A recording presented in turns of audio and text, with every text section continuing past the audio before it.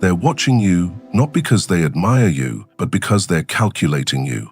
Manipulators don't look for strength, they look for softness, open wounds, signs of approval, seeking. And the moment they sense hesitation in your voice or guilt in your eyes, they strike. This world isn't filled with fair fights. It's filled with psychological warfare hidden behind smiles, compliments, and fake concern. You were taught to be kind, honest, and open. But manipulators weaponize your kindness, distort your honesty, and dig through your openness like vultures through a carcass. If you keep playing the good guy in a world of predators, you'll keep getting eaten alive. Niccolò Machiavelli said, "One who wishes to act entirely up to his profession of virtue soon meets with what destroys him." In other words, if you want to survive, you must understand the game. And if you want to dominate, you must learn to play it better than anyone else. This video isn't a lecture, it's a manual for psychological warfare. A battle plan forged in cold logic, sharp instincts, and ruthless clarity. You're about to learn how to spot manipulators in seconds, how to flip their power plays back on them, and how to walk through chaos with unreadable calm. From this point forward, you don't react, you calculate. You don't justify, you observe. You don't prove anything, because power never begs. The mirror defense. Here's what manipulators hate more than anything: their own reflection. They don't want to be seen, they want to see you. They rely on the illusion that they're smarter, more composed, and always in control. The second you reflect their behavior back to them, the game shatters. The mirror defense is simple. Stop reacting emotionally and start reflecting behavior strategically. If they speak in riddles, respond with silence. If they push for answers, ask them the same question they just asked you. If they fake kindness to bait you in, match it. Coldly, calmly, but never deepen the emotional exchange. You're not giving them anything new to work with. You're making them face themselves. Why does this work? Because manipulation depends on asymmetry. They need to act, and they need you to respond. When you mirror instead of engage, the manipulator becomes unsure. They lose their advantage. They're no longer leading the dance. They're watching their moves get thrown right back at them. In real life, this looks like a calm stare when someone tries to provoke you. A polite, "That's interesting, why do you ask?" when someone digs for your weaknesses. Or simply mirroring their tone and words back with controlled detachment. You're not fighting them, you're showing them their own mask, and most people can't stand looking at it for long. Remember, the more they try to bend you, the more you become their mirror. Comment this below if you're done being predictable. My see through the game, the emotion vacuum. The manipulator's greatest weapon is not their words, it's your reaction. They test you with subtle digs, passive-aggressive smiles, or fake praise laced with hidden insults. And the moment you flinch, defend, or over-explain, they win, because now you're inside the emotional cage they built for you. You're playing by their rules. But here's the kill shot. Remove emotion from the equation entirely. Become a vacuum, cold, silent, unreadable. When you stop reacting, they lose control. The manipulator doesn't know what move to make when the board goes still. Your silence becomes a mirror they can't stand. Your neutrality, a fog they can't navigate. When someone tries to provoke you, give them nothing. Not anger, not a smile, not even confusion, just eye contact and stillness. If they make a joke at your expense, don't laugh. Don't correct them, let the silence expand. Let them feel the discomfort of their own game failing. This isn't about being numb, it's about being in command. Emotion is not your enemy, public emotion is. In private you feel everything, but in front of a manipulator you feel nothing, because emotion is data, and you don't give data to the enemy. Strategic delay. Manipulators thrive on urgency. They pressure you to answer fast, decide quickly, react immediately. Why? Because speed kills thinking. And when you're moving fast, you don't see the trap until you're already in it. This is where you break their rhythm, with one of the most underrated power plays: delay. The art of not responding when they expect it. The strategy of slowing down time so they sit in their own uncertainty. Silence isn't passive, it's surgical. Strategic delay gives you space to observe their intent, their patterns, and their desperation. And that desperation will always expose them. Let's make this real. Someone sends you a message laced with pressure. Can you do this for me? Or, I need an answer right now. Most people rush to please. You wait hours, maybe even a full day.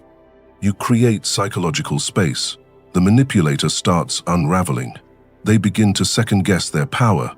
They might double text, they might soften, or they might lash out, exposing their emotional instability. Either way, you win. Machiavelli understood the power of timing. He didn't believe in reacting. He believed in striking when it served his strategy, not theirs. You're not here to be available. You're here to be effective. Strategic delay reclaims your time, your frame, and your authority. And it doesn't end with texts or calls. Use this tactic in person. When someone confronts you, don't respond immediately. Pause, breathe, let silence speak first. That moment of hesitation becomes unsettling. They'll start to fill in the silence with their own fears, their own doubts. You're no longer on the defense, they are. You don't owe anyone instant access to your mind. Delayed response is not weakness. It's proof that you're thinking, calculating, choosing when and if to respond, on your terms. This is how kings operate. This is how power speaks without raising its voice. Reward reversal. Manipulators bait you with two tools: praise and guilt. If they can't seduce you with compliments, they'll guilt you with obligation. Both are psychological levers. One pulls your ego, the other your conscience. And if you respond to either, you're already under control. But here's the twist. Instead of resisting the reward, you flip it. You reverse the dynamic. You stop chasing validation and make them chase yours. This is called reward reversal, one of the coldest tactics in psychological warfare. Instead of rewarding their behavior with approval, attention, or agreement, you selectively withdraw. You remove the reward manipulators seek most: emotional response. And in doing so, you change the entire power structure of the interaction. Let's break this down. When someone flatters you excessively, "You're so good at this, no one does it like you," they're trying to hook you with ego-stroking bait. Most people take it. They smile, say thank you, and feel compelled to return the favor. But when you respond with indifference, a simple nod, or better yet, a subject change, you signal one thing: I don't need your praise. I already know my value. Now, guilt. This one is trickier because it wears the mask of morality. After everything I've done for you, or you really can't help just this once? Here, the manipulator is tapping into your desire to be seen as good, noble, loyal. But again, reward reversal comes into play. You shift the focus, not by arguing, but by staying emotionally flat. You simply say, "Not this time," and move on. You don't explain. You don't defend, because defending guilt only makes you look guilty. Here's the core. People are addicted to validation, especially manipulators. They thrive on being seen, heard, and obeyed. When you become the source of validation and then restrict it, they spiral. You control when it's given, how it's given, and most importantly, if it's given. A powerful real-life example. During a meeting, a manipulative coworker takes credit for your work, expecting you to either explode or shrink. You do neither. Instead, you publicly compliment someone else on the team for their contribution, ignoring the manipulator completely. You've just executed reward reversal. You've denied them the reaction, denied them the spotlight, and redirected power to a place of your choosing. That's dominance, without confrontation. Reward reversal makes you the frame setter. You're not reacting to their script, you're writing your own. You don't fight for attention, you become the source others quietly want approval from. You create the game, they just play in it. Never forget, approval is power, and the one who can give it, or take it away, owns the room. Ambiguity, armor. Clarity makes you predictable. Ambiguity makes you dangerous. Manipulators study people like maps. They watch your patterns. They listen for contradictions. They bait you with questions that seem innocent. So, what are you thinking? Why? Didn't you respond right away? What's your plan next? But here's the truth. They don't want you to know. The moment you give them clarity, you give them coordinates. And once they have coordinates, they start plotting how to use you. That's why the most powerful weapon in psychological defense isn't aggression, it's ambiguity. Controlled vagueness, intentional silence, the refusal to explain. Because when they can't figure out where you stand, they can't form a plan to push you off balance. You don't owe people access to your inner world, not your goals, not your insecurities, not your next move. Manipulators thrive on the illusion of closeness. They pretend to connect, not because they care, but because they want information. They want an opening. But when you become unreadable, they become ineffective. You're no longer a chessboard, you're fog. You're not an opponent they can calculate, you're a question they can't answer. Ambiguity armor begins with language. Stop giving absolute answers. Stop over-explaining. Speak in measured tones with intentional gaps. When asked, "What do you want out of this?" say, "I'm still deciding." When asked, "Where do you stand on this issue?" respond with, "It depends on how things evolve." When someone demands to know what's wrong, don't rant. Say, "I'm processing." Short, vague, calm. They'll press harder, that's normal. But your silence will make them louder. And the louder they get, the more exposed they become. Another layer of ambiguity is physical presence. Watch your body language. Don't oversmile. Don't nod excessively. Don't lean in too much. When you reveal too much interest or approval through gestures, manipulators register that as leverage. Instead, give them stillness, give them pauses, let them wonder if they impressed you, annoyed you, or confused you. You are the enigma now, not the victim. And here's the Machiavellian twist. Ambiguity isn't weakness, it's strategy. Machiavelli advised rulers to be both lion and fox, force and cunning. Force is what you do, cunning is what you hide. When you're ambiguous, you're not indecisive, you're untouchable. You create doubt in their mind while staying fully in control of yours. You frustrate their attempts to analyze you, predict you, or pin you down. Think about the power dynamics this creates. In conversation, when you say less, the other person reveals more. People hate psychological silence. They rush to fill it, and in doing so, they expose what they fear, what they want, and how far they're willing to go, all while you sit back and watch. In relationships, when you don't label everything, when you keep parts of your life private, you maintain leverage. You create contrast. One moment you're warm, the next you're unreadable. And that contrast keeps people hooked, guessing, and cautious, because no one wants to lose what they don't fully understand. Mystery breeds value. Even in professional settings, ambiguity is power. The one who speaks last in a negotiation has the edge. The one who doesn't reveal their full intentions forces others to guess, and guessing creates hesitation. In leadership, this becomes an advantage. You're not erratic, you're deliberate. You're not cold, you're calculating. You're not distant, you're disciplined with your presence. Ambiguity creates space, and in that space you observe everything. You gather data, you watch people reveal their hand before you ever lift yours. You become a psychological shadow, always present, never obvious. So the next time someone demands clarity, pause. The next time you feel the urge to explain, resist it.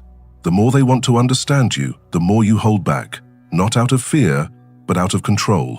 Because in a world full of loud performers and fake transparency, nothing is more powerful than a person no one can figure out.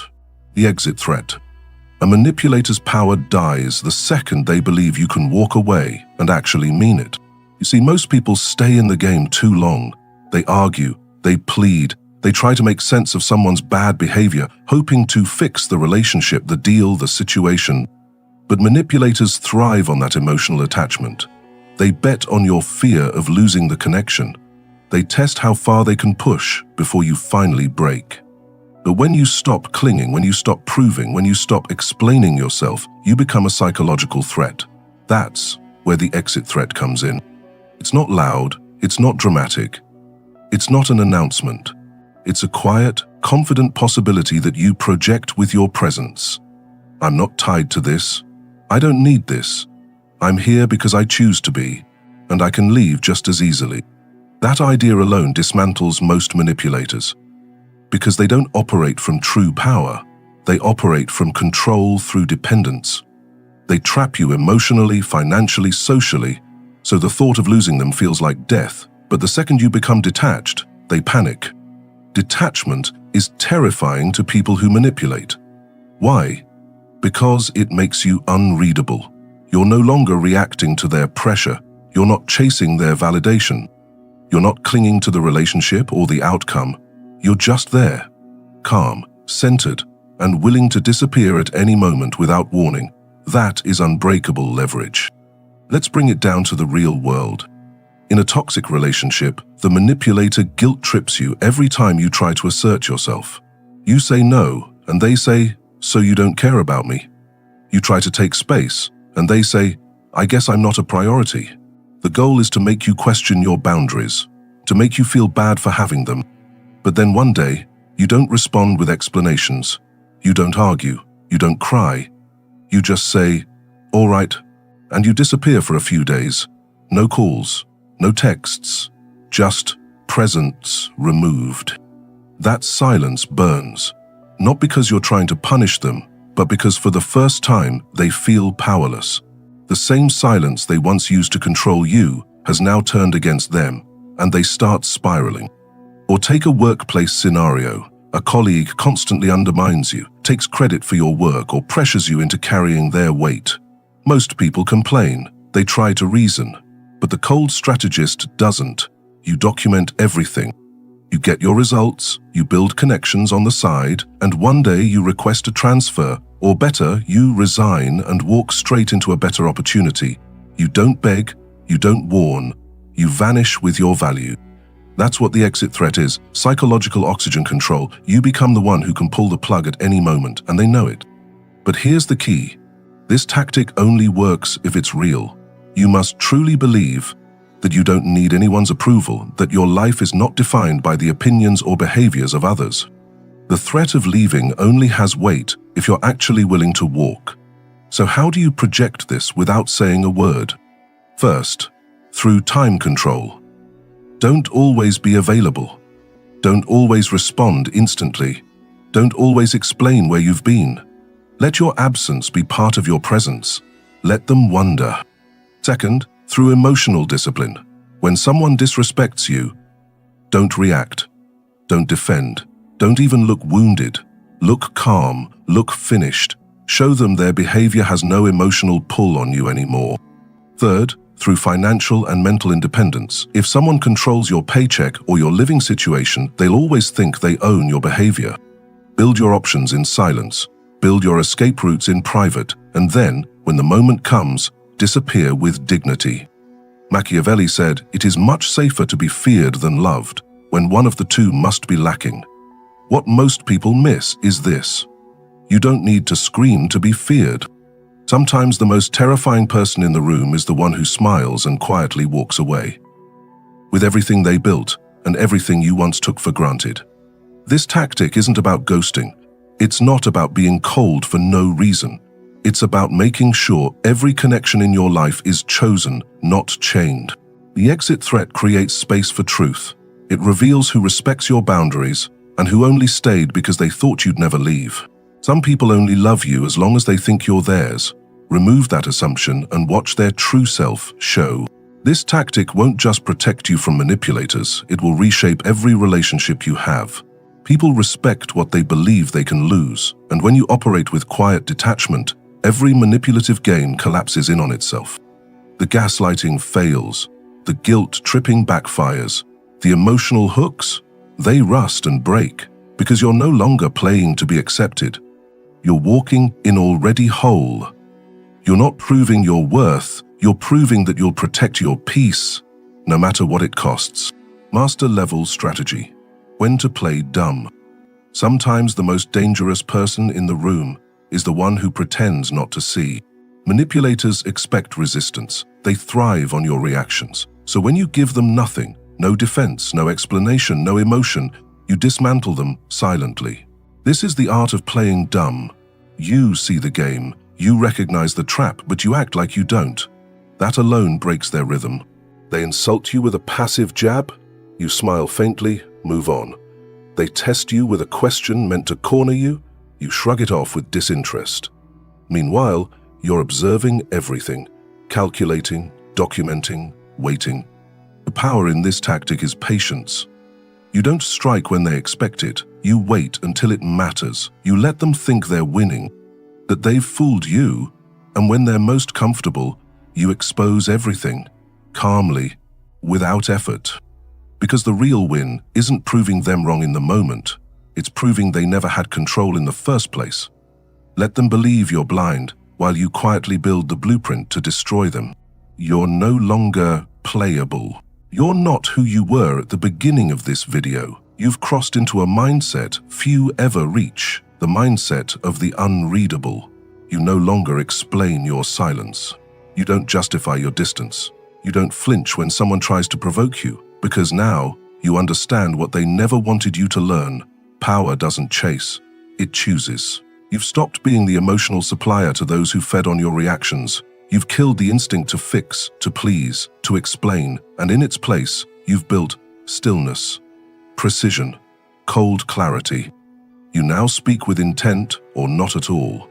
You walk into rooms without seeking acceptance. You make people adjust to your presence instead of adapting to theirs.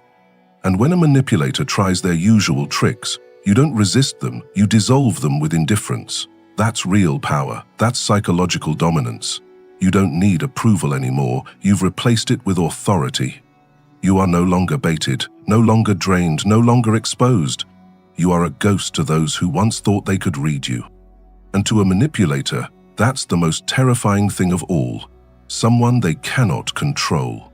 If you've become untouchable, comment below. I am unreadable, I am untouchable.